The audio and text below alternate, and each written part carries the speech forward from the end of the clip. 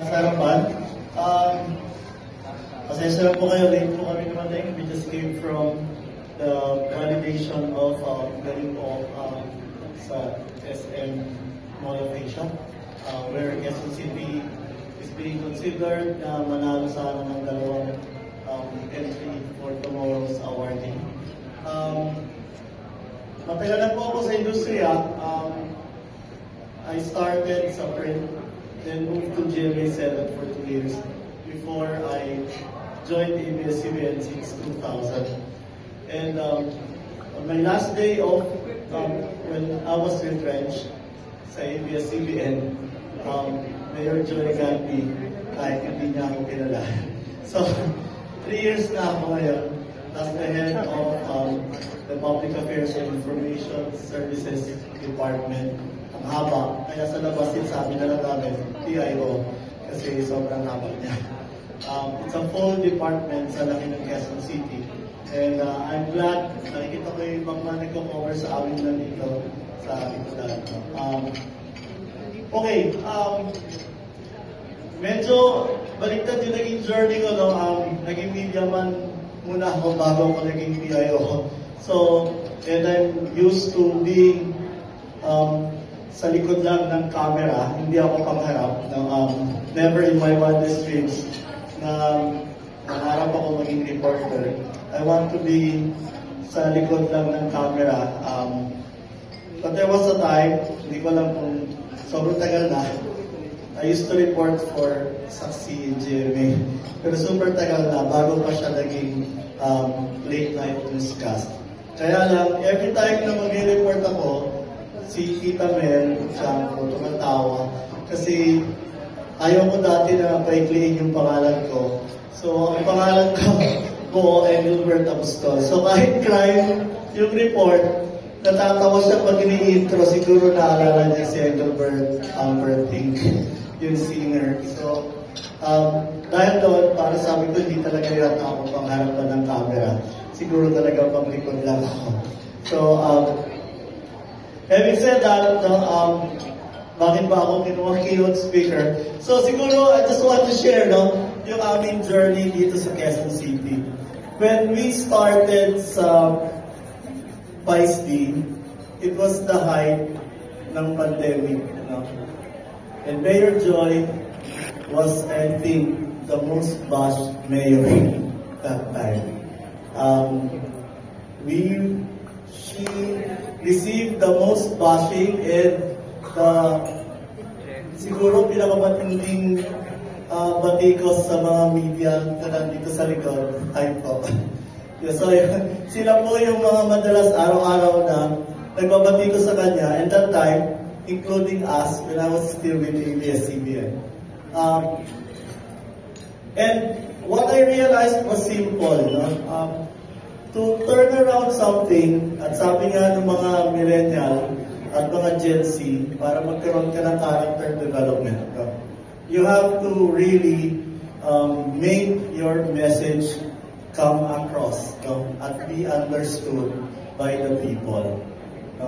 Ang dali niyang sabihin, pero sa totoo lang, it's a struggle. Yung Facebook page namin only has about mga 200,000 followers. Now it's 837 something thousand followers. We're trying to hit 1 million this year, organic followers. And then, ayun na nga, everyday halos, may batikos si Mayor sa media because apparently, di ko alam kung sadya or sa mga troll or what, sunod-sunod yung nagiging pagkaka-report ng whatever blunder na nasasama siya, including hanggang ngayon, lagi na lang kami yung pinagpipiestahan, pagka mayroong class suspension. Every time na lang, kaya nakakaibit yung Malabon minsan dahil sabi nung nandito yung Malabon, tuwa ako kasi sila yung sila yung valedictorian namin sa class suspension. Pinakamaaga sila mag-suspend.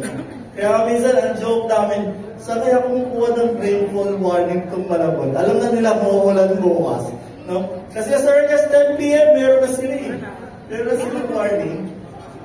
Kami, alas 4 ng umaga, di pa ulit lalabas.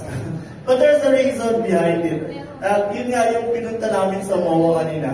And I do hope that's part paano of the sa Malabon may I rainfall want to warning share with you tonight. unit Mahirap sila? talaga yung Nasa City Hall ipaliwanag mo mismo. sa tao yung totoong Paano dapat nilang hindi malaman. malalaman? So, paano ko nasabi yun? No? Simple lang, no? Katulad dyan sa issue ng class suspension. Talagang, everyday, pagka merong ulan, no? Si Mayor, gising na ba? Gano'n na sa Twitter. Diba, Mayor, tulog ka pa ba? No, everyday, gano'n na lang, no? Kasi nga, itong si Malabon, ang bilis eh. Tsaka si Caloocan. Nandito ba yung Caloocan? Caloocan, wala. Yan, magkakasi ang dalawang yan eh. Silang dalawa yung lagi, alas 10 pala ng gabi, parang mas magaling sila sa pag-asa na nakikita na nila na magiging maulan. No? But anyway, gaya nga na lagi namin sinasabi ni Mayor, no? We want to keep on explaining to people yung proseso ng ginagawa namin pag-decision bago kami mag-suspend ng klase. No? And that goes to show, yung araw-araw na lang magpapaliwanag kami na kasi nga may localized class suspension kami. Ang laki-laki ng Quezon City. Kabisado mo yung City. Paulan sa Novaliches, hindi makulan sa ibang lugar. Ganun pa lang yung Quezon City. So yun yung script namin araw-araw sa media, alam nila eh. So, what am I driving at? No? Simple lang, no? Para sa atin din, the way we try to explain the program of PhilHealth, no? Minsan kailangan kahit wala na halos nakikinig, we really have to just keep on explaining to the people what matters to them. No? Sabi nga namin, nag-usap kami sa mayor, ni Mayor isang araw, sabi niya, Bert, let's have more PhilHealth kasi talaga we need the e-consulta. Yes, ma'am, sige lang, tuloy lang natin. So, ganoon din yung nagiging sistema namin sa office ko, sa aming department, sa PISP. We always try to keep on explaining kahit minsan sirang plaka na kami, paulit-ulit, no? And I really admire, no, itong mga taga-PhilHealth. Kasi nga, kahit ilang buwan na, no, tuloy-tuloy lang sila sa pagpapaliwanag. No? Siguro yun yung message ko sa inyo ngayong gabi. No?